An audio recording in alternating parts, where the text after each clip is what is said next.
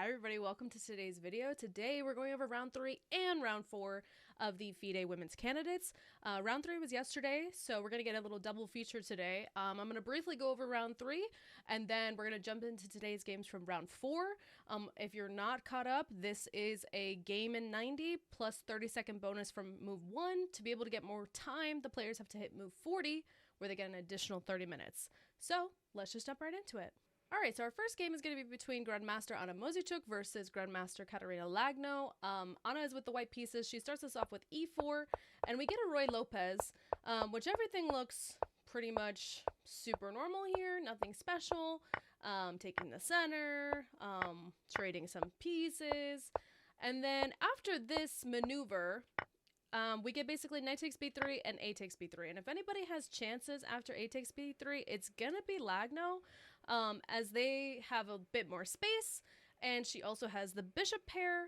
And the only reason it is equal technically is because Anna has this idea of basically bishop to a3 and getting the bishop pair back, so, or taking the bishop pair, I should say, away from black. And so we get f6, and she does this exact idea. And after rook takes a3, a5, knight to c5, queen to d5, and after this trade of knight for bishop, Anna is really the only one now who is putting pressure, as black has to take care of the a-pawn perpetually, or I should say infinitely at this point, and be careful of a c4 pawn push as well, like just a really well-timed c4 push. So here it's only move 20, and the players are under 50 minutes. Lagno has around 30 minutes, a little less, and Anna has about 50 minutes. And so we finally get the c4 push. And now after a4, b takes a4, queen to b4, rook e to a1, and we get a trade of a pawn. And now you can see the dynamics of the position, 3 pawns against 4, which normally would be a draw, but she is having these pawns, which if these 2 pawns get traded off the board and the queens and rooks get traded, this is going to be a draw. But let's see what happens. So after c6, queen to d1, rook f to a8, and after rook d3, h6, just giving the king a bit of breathing room, we get rook d8 check, rook takes, queen takes, and after king h7, this is just all very normal until here, queen to b5. And this is a huge mistake, as now Anna gets to jump in with queen to f5, king to h8, queen to c8, king to h7, just gaining some time, and now she gets rook to d1. She was gaining some time because both players are under 10 minutes, and this is only move 34. They have to hit move 40, and so we get e4, rook to d8, and rook takes a5. And after rook h8, the king has to step up. There's no other choice. And Anna plays queen to g4 check. This actually takes away white's huge advantage, because Katarina would be able to play this and block, and everything is fine. And even after, queen takes e4, there's queen to f5, and there's really nothing that white can do to press. This would just be a draw. But Lagno does not find this, and instead she plays this and gives Anna a chance. She plays this, and she goes back, and Anna goes back as well, back to a draw. And after a repetition, here Lagno tried to claim a repetition, like a threefold, to make it a draw, but it's incorrect, because if you remember, it started off with the queen here originally when the king moved up. So there's not a draw here, or there's not a threefold repetition. It is not a draw. So she claims it incorrectly, and this is move 40. So both players have gained an extra 30 minutes, and Anna sits in the tank for a while. She thinks for roughly 20 minutes on this move, and she plays rook to g8, and this is actually missing the win. She needed to find queen to e8, and this is actually really difficult. Even the commentators were having a difficult time finding this. It's not so simple. After king to g5, queen to f7 is the idea, trying to come in here. But after rook a1 check, king moves up, g6, h4 check, and the king tries to run away. You finally gain the g-pawn, but at what cost? And this would be winning for white with best play. This is still pretty difficult to find. And instead of playing queen to e8 check, she plays instead rook g8. And this is a blunder because after now rook a1 check, king to h2, and queen to e5, g3, f5, and there's really nothing that white can do now. There's no way to come in, and she's going to force a trade of everything, and this was a draw. So Lagno snatched a draw from right out of Muzychuk's hands, honestly.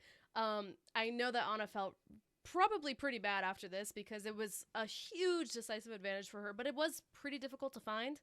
Even the commentators were struggling to find the win. It was very complicated, and it ended up being a draw. All right, this next game is between Lei Tingzhe versus Alexandra Goryachkina. I'm just going to briefly go through this game. The opening is kind of wild with Lei playing the Evans Gambit with b4. Basically, she gives up a pawn for activity, a ton of activity. She gets the center with d4, and I'm only going to briefly go through this game because there's not a ton of action. Lei was blitzing out moves at this point. Very energetic play. I thought that she had great chances, but after basically developing the pieces, everybody's kind of moving around, navigating. Rook e1, knight to g4, and Lei has more time than she started with. It's move 14, and Goryachkina has a half an hour that she's already spent. So Lei definitely with the opening surprise. I don't think Goryachkina was expecting the Evans Gambit. She kicks the knight away, knight goes to the center. After knight g6, this was kind of a weird maneuver. Basically, she moved the knight multiple times, and she uses a lot of time to do that. And time, I mean in terms of time on the board, not specifically, you know, like seconds or minutes, just in terms of moves. And she basically has to prove that her rerouting the knight from f6 to g6 is worth it. So a4, bishop d7, bishop slides to f1, because there was always ideas of this sack coming in, and then after takes, something happening with the knight or the queen coming in. And so she plays, you know, bishop to f1 to prevent all this. And we basically get this position where c4 is always going to be idea at some point, not now because the bishop is eyeing the rook in the corner via the pin. But after bishop to b2, rook f to e8, rook a b1, and now we finally get c4. But the game kind of fizzles out, and the players basically trade a ton of pieces. They trade all their, you know, minor pieces until we get a rook and knight, and this is basically just a draw, and the players kind of just shuffle around until we get a draw. So not too much happening on this one. I expected a ton of fireworks. These were definitely the two top contenders for at least the favorites, I would say, going into this tournament. So getting to see them face off was nice, but a very, you know, peaceful draw. I love the Evans Gambit from Lei. So fun. A very dynamic play from her, but ended in a peaceful draw. All right, this next game is between Humpy Konoru versus Tan Zhongyi. And basically we get into this position where it's a reverse Grunfeld, which, okay, let's see how it goes. And we get basically black has a very nice center, and we get c4 from white, striking at the center. And mind you, this whole entire game, Tan Zhongyi is blitzing out all of her moves. I mean, all of her moves. We get a trade of queens, and we get into this position that is very not super dynamic. And if anybody has the advantage here, I would say it is black, just in terms of time. She's up 40 minutes on the clock. It's move 16. Kind of insane. Definitely an opening surprise from her, because she has Humpy thinking for a very long time. And this definitely was something that she has seen before. It's objectively equal. And she goes into this, basically this endgame where she's just totally fine. Everything is fine. She finishes the game with more than the time that she started with. The players, basically this is a 4-on-4 over here. Yes, these are split, but it's not a big deal. And once these pawns come off the board, it's basically over. This is just going to be a nice draw. And so the players kind of do that, and we go into this draw. And Tan Zhongyi finishes the game with more time than she started with, which I think is crazy. She finishes with 1 hour and 34 minutes. She started with 1 hour and 30, and Humpy went down to 30 minutes herself. So very excellent prep from Tan Zhongyi. Great game from her, and it ended in a draw. So I think she was definitely fine with taking a draw in this round. This was my favorite game, definitely from yesterday. This is between the two youngsters, Grandmaster Vaishali Rameshbabu versus International Master Nogaro Salamova. This is an exciting one, y'all, okay? So e4, e5, knight to f3, knight to f6, and we get a Petrov again from Salamova. She normally is a Caro-Kann player, but she's playing the Petrov. We get d takes c3, bishop e7, bishop e3, and now we get a super aggressive opening basically from Vaishali. This is the most aggressive way to attack in the Petrov, basically hoping for a huge kingside attack with opposite side castling. We know that whoever gets to attack first normally is the one who's going to win. So let's see what happens. Knight to f6 and bishop to d4. This is actually, I believe, a novelty. I don't see any games that this has been played before, so a novelty from Vaishali. It's a prophylactic move, basically. She's not letting her ever play c5, because if she plays c5 now, then after this, this pawn would fall. So she would be basically forcing black to take with the g-pawn, and that's horrible. So she's basically not allowing c5 ever. And so Vaishali is definitely in her prep. She has even more time than she started with. And now Salamova gets to think, because this is a novelty. I'm sure she didn't prep this. She ends up playing bishop to d7 after, what was it? Yeah, 25 minutes of thinking. She plays bishop to d7. And now h4. Here comes the kingside attack. Rook e8, knight to g5, h6 kicking the knight, bishop d3. She's saying take that knight. I dare you. If you take that knight, ooh, h takes g5, the h file opens up, and it's going to get very spicy very quickly, and white definitely has a huge advantage here. So instead of this, she also could have played Vaishali bishop to d4 here, just trying to take control of this file, and I think this was a little bit better, but bishop to d3 is fine. And Salamova now only has 33 minutes on her clock. It's move 13, and this is a very complicated position to play. She finds the only move. She plays knight to g4, and this is a beautiful move. Vaishali has to find the best move, which there's a lot going on right now. It looks like the black king is about to get murdered on his side of the board. Actually, she didn't really have a lot of options. Here, if she plays f3, now this is actually possible, because the bishop would pin the queen to the king, and that would be lost. So the knight can actually be taken. So instead, also she can't just play knight to f3 because of the same thing happening with c5, and now black is actually the one winning.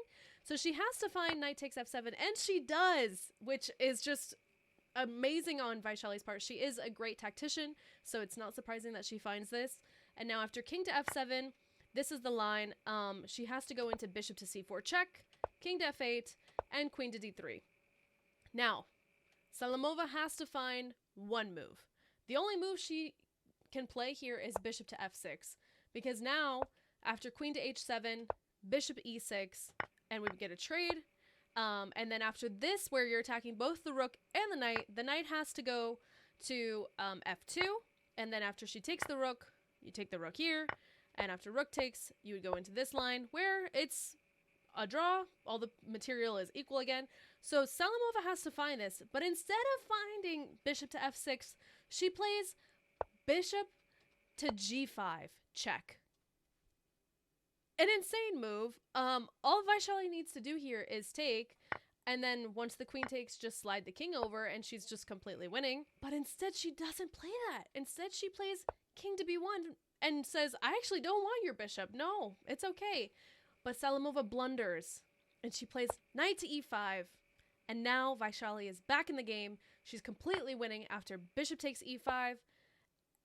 Now she plays bishop to f6, but it doesn't matter, because bishop takes d6 check, c takes, queen takes, and it's just completely over. She's just up a boatload of pawns.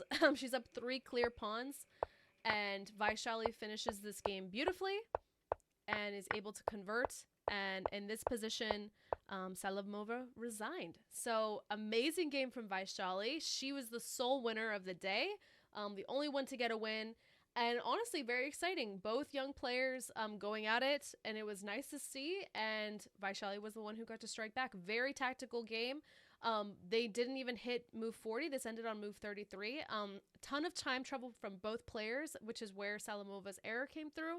But Vaishali snags the win. Moving on, round 4, today's round, we have, this was an exciting matchup. Goryachkina versus Vaishali.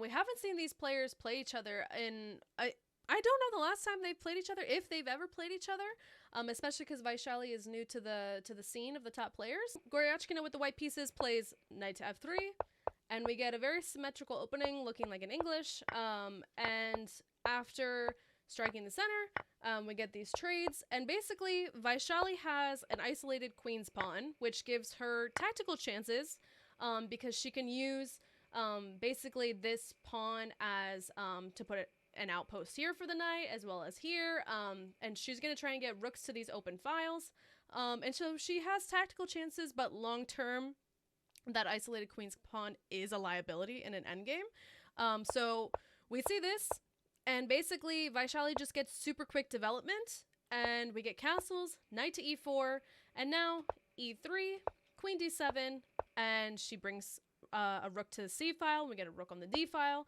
and we get this position where basically Vaishali was trying to bring like a bishop here to trade off this bishop and get this beautiful knight on e4. So we get e4 to try and take these ideas away, or not e4, h4 to take this knight away. So the knight backs up, goes to e6, and basically Vaishali does not really want to trade here because trades are only going to favor white, as her pawn structure is just going to be a lot better in an endgame. So Vaishali basically has to avoid that. And so we get queen d2, h6, b4, bishop to e4, and we get knight e takes d4, knight takes d4, knight to e5. So we've had one pair of knights go off the board, a6, b5, and finally we get these bishops traded. And after knight to c4, we get a trade of b for a pawn, and now rook b1, and she takes this one, and then she's going to be able to net the knights to change, and we now have a takes b5, rook a to b1, and we get this pawn falling, and basically this just turns into a pretty equal, draw, and the players repeated, and this was a draw. So I would say the middle game was pretty interesting, but it ended up being in a draw. Both players had like around 45 minutes on their clock at the end of the game, so I feel like we're both pretty comfortable, and not a huge turnout for this one. Not a ton of fireworks. Pretty peaceful draw. Okay, so the rest of the games I'm going to be showing y'all, I really did save the best for last. Today was a crazy day of chess. Let's jump into this game. This is between Grandmaster Katerina Lagno versus Grandmaster Tan Zhongyi. Let's just start it off, okay? So we have Lagno with the white pieces and Tan with the black pieces, and we see e4 and c5, knight f3, and we get an open Sicilian, which is so fun. We love to see that. And so now we have a Najdorf and bishop to e2, e5, and we basically get this development, and where white wants to take control of the weak d5 square, she would love to put a knight here. And so that's kind of what the players are playing around. The dynamics of the position is everybody go and fight for the d5 square. So b6, h3, just saying I'm never letting anything come here. No thank you. Queen to c7, queen d3, and the players maneuver to, you see, this is actually a kind of a cool move, bishop to f3. It looks very weird, like you're just staring at this brick wall, but it has the same idea of supporting the d5 pawn. So everybody is developing, everybody's trying to go towards the center, and Lagno is basically trying to play d5 successfully, or put a piece on d5, and actually black would like to push her pawn from d6 to d5 eventually. So we get knight d2, knight to c5 attacking the queen, queen goes to e2, and basically there's a lot of traffic in the center. Everything's blocked. This knight is going to have a hard time, and this knight as well, trying to jump around and drive down this traffic in the center. Probably going to add about 20 minutes to their commute. It's very clogged up. So we see h6, b4, knight jumps away. She brings her queen back to the center. Rook a to c8, and this is kind of just a maneuvering game at this point. So we get a trade of bishop for knight, and now defending the b pawn. Queen to c7, lots of pressure on c3. she brings the bishop back to d2 to defend. d5, here it comes. She finally gets her nice d5 push in. Knight takes, e takes, and knight to f6, aiming at the d5 pawn. And now queen to f1, queen to d7, and Tan is putting pressure and playing the position honestly extremely well. 3 pawns are hanging at this point. a4 is hanging, d5 is hanging, as well as c2 is hanging as well. Eventually she has a ton of choices. Eventually she could take the c pawn. She could take whatever kind of pawn she wants to play. So we get c3. She defends the c pawn, and now queen takes a4, rook b to b1, and she plays queen to a2, which is a mistake because her queen is now moved over and getting out of play. And where is she going? Mind you, the players are under 30 minutes. It's only move 28. They have to make a lot more moves to hit move 40. Lagno has about 22 minutes and Tan has about 10 minutes. So instead of queen to a2, she should have played something like queen to d7 and just gone back. But she now basically, her queen is not involved in the action at all. And so Katarina has time. So Tan plays rook 4 to c7, rook to a1 attacking the queen. And Lagno just has a very, very nice position. She's about to win a pawn. And so the queen is basically just getting harassed. And she needs to get out. e4, and she takes the pawn. Knight takes, queen takes, and rook takes c3. And this is just wild, y'all. Okay, so technically position is equal for now. But it's about to not be. Rook c6 is actually the only move that keeps the advantage. If she tries to check first, it doesn't work because of rook to d8. And now if you try and go back to rook c6, now she can just play bishop to d6. And everything is fine. If you take this pawn, then just queen to a1, check. And then there's really nothing you can do about mate because this square is covered. So she's not really able to take that pawn. So she plays rook c6, the actual accurate move, instead of rook to c8. And now queen to a1 check, king slides up, bishop to f8. And Lagno's very happy. She takes a free pawn, rook d8, bishop to f4, queen to a2, and she pushes the pawn to d6. And now a5, rook a6, and it just looks like Lagno is going to win this. Like, she's just clearly up a pawn. It is a passed pawn, as well as another passed pawn here. She just has to find the win. So g5, bishop g3 attacking the queen. Queen attacks the d6 pawn. Queen to d5, h5, and now queen to f3. And after queen g6, rook to a8, it just looks like she's absolutely destroying Tan Zhanyi. And so we get a trade of rooks, and now h4. And she doesn't want this pawn to hang, and so she plays bishop to e5, and this is actually a fatal mistake. She's able to play queen to e6, and then this bishop is going to be able to take this pawn, because after queen to e4, bishop takes d6, and there's really nothing that white can do, and it is now just going to be a draw, which is just wild. She's just going to be able to go back and forth between these two squares. Here, instead of bishop to e5, she needed to play a wild move that just looks so inhuman. It just doesn't make any sense. She has to play bishop to f2, which really makes no sense, because now after probably queen to f5, after bishop to g1, she would basically have to move her king here and then just go and promote the a pawn, and it would be okay, just basically giving up the d pawn. And this just looks like inhuman to play, which makes it a ton of sense why she plays bishop to f5 hanging on to the pawn. But Tan Zhanyi is able to scrape by and hold this miracle draw, honestly, and the game ends in a draw. I'm sure Lagno was just so probably bewildered that she ended up taking this draw here, or blundering a draw, I should say. Tan Zhanyi, so happy. She the fate was on her side. She gets a draw out of this, which honestly, she had a horrible position and really made some practical chances by pushing her g pawn and pushing her h pawn. and she was able to turn this into a draw, and it's honestly a miracle save from her. Crazy game, ends in a draw.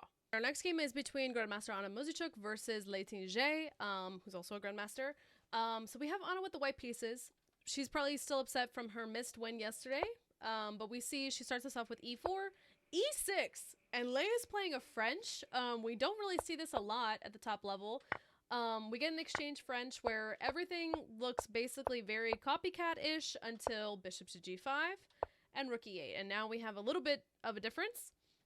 Knight b to d2, bishop g4, pinning the knight, h3 attacking the bishop, bishop slides back, and c4. This is actually a very nice move. She's saying, I don't care if I have an isolated queen spawn. Sure, that's fine with me. I get to improve my knight if you take, and that's exactly what happens. And now knight to c6, attacking immediately this pawn. It obviously can't be taken yet because, or actually it could be taken right now because of this pin. So she's putting immediate pressure. And now g4, which I think this is such a difficult move to play, but the position calls for it, so you do have to. But you're just pushing a pawn in front of your king, which you can never bring back, you know, per the rules of chess. And it's very risky because your king could, in the future, have its safety revoked and it could die. So we get g4, bishop g6, and we get a trade of bishops. And now queen b3, queen d7, and we get another trade. And now we get this position where a bunch of minor pieces get traded off. And now queen takes b7, and now she attacks her own queen, f takes, and she gets this pawn. Both players have about the same amount of time, around 30 minutes. It's move 20, and now Anna plays b3, which is a nice move. She's not letting Lei take the b pawn.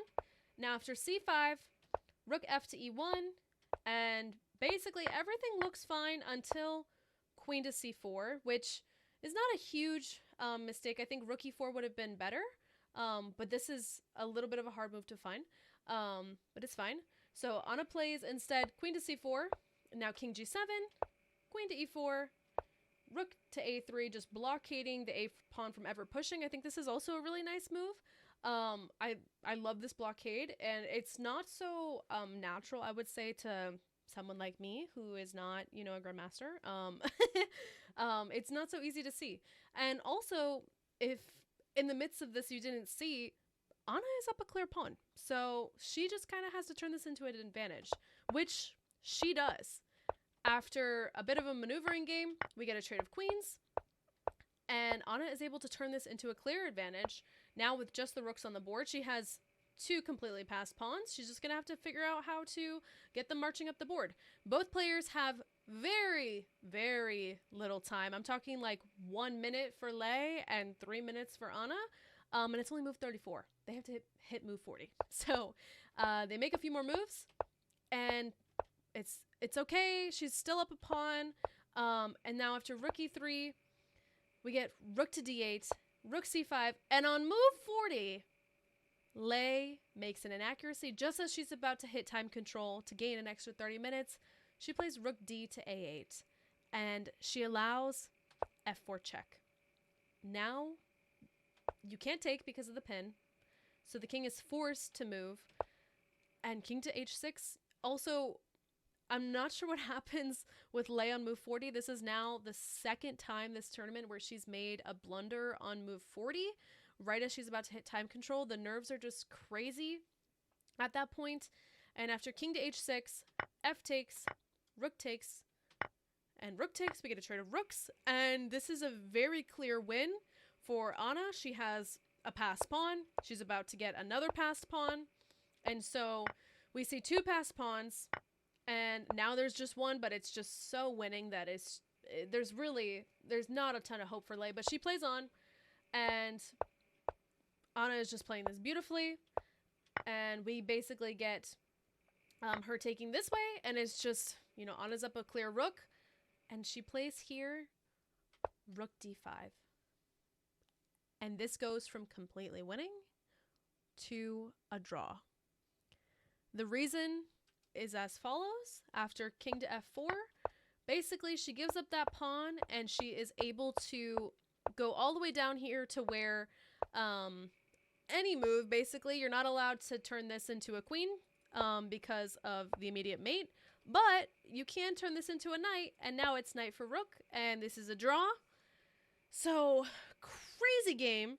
In this, it does go on for a few more moves. The players, you know, obviously Anna thinks that she can win this, and if the knight and king are able to get separated, then it would be a win for Anna. But the knight and king stay together, and this turns into a draw. And so, crazy game. I'm sure Anna was so upset because she was completely winning. Instead of rook to d5 back here, she needs to play king to f7, and she basically needs to bring her king in through the side to not allow, here, I can show you guys. She needs to do this, and basically needs to bring her, to not allow the black king to come over and basically control the queening square, because then if promotion, the rook would have to sack itself. So here, you know, this would just be completely winning.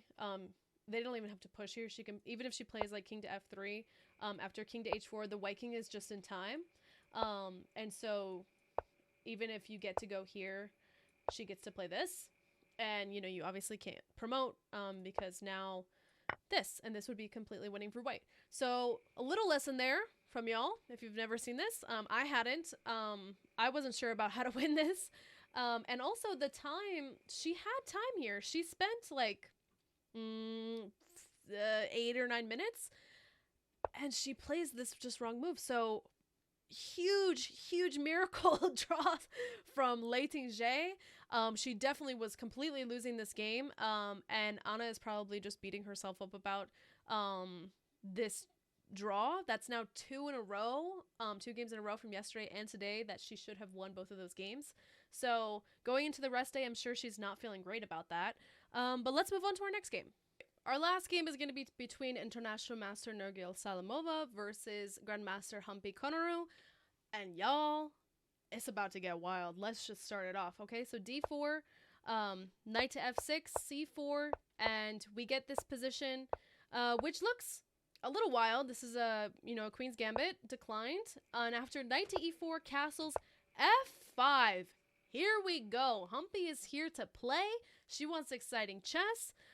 Kingside Storm is in the air, and e5 is going to be weak from her, but she's ready to play g5, h5. So let's see what happens.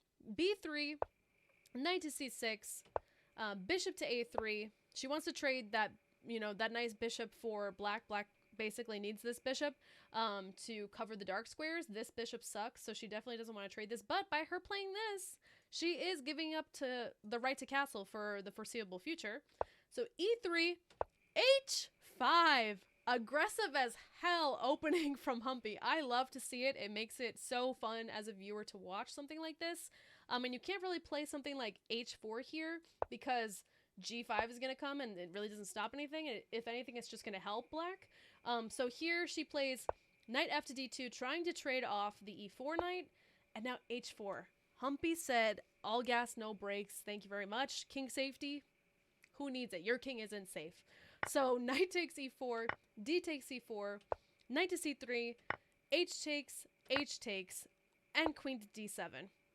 She basically is going to try to bring her queen in. Probably not here, but she's going to try to bring her queen in. And there's not really a clear way of getting it in because of this, covering this square. So she has to be creative and come up with a plan to be able to bring her queen in. So rook c1, queen to f7, and now f3. She's like, you know what? Let's break open the center. Why not? Your king is there in the center. I think my king is safer. Let's go for it. E takes, queen takes, and now knight to b5 is actually a huge threat after queen takes f3, because then where is your king gonna go? So we get bishop d7 and exactly knight to b5. She doesn't castle here because it can get very tricky with bishop to d6, and you cannot take because of the beautiful fork, and you would lose the queen. So it would get very spicy here, and white is winning. So she doesn't castle, and instead she plays rook c8, which is correct. And after rook c to d1, queen g6, and it looks like Humpy is going to be putting on pressure. In this position, I would probably want to play black. I think that it's very energetic. And so we get knight c3, king to f7, and now knight to e2. She's bringing some force over to the king side to make sure that she's okay. And also, this check, if it ever comes, it is just a check. The king can run away. So it's not a huge threat, but you do have to keep it in mind. And Salamova plays e4, which is just so nice. She's like, your king is still in the center, and I think my king is actually safe. So let's break it open. King to f2, I think, is such a lovely move. And now g4 and queen to c3, sliding out of the way. And she lets her take this pawn, and king to e1, finding more shelter for the king. She doesn't immediately take back the pawn on e4, and after king g7, now she takes the pawn, queen to g5, and bishop to c1. And now Humpy basically bails out and trades queens, but they're very, very low on time. I should say they have been low on time for the past at least, let's see here, the past all the way back here, I would say. Yeah, back here, both of them are around 10 minutes, and it's only move 19. So we get to this position where they trade queens, and now it is only move 27, and they both have 2.5 minutes on the clock. 2.5 minutes to make a ton of moves. We get rook to f4, and now Salamova is just completely winning. She's about to net a few pawns, and now she's up 1 pawn. She's playing this very nicely. Both players have all around a minute. And she's able to create very practical chances, and she's playing very nice moves. She makes this rook move out of the way, and now she gets another pawn, and now she is just up 2 pawns. And she's about to hit move 40.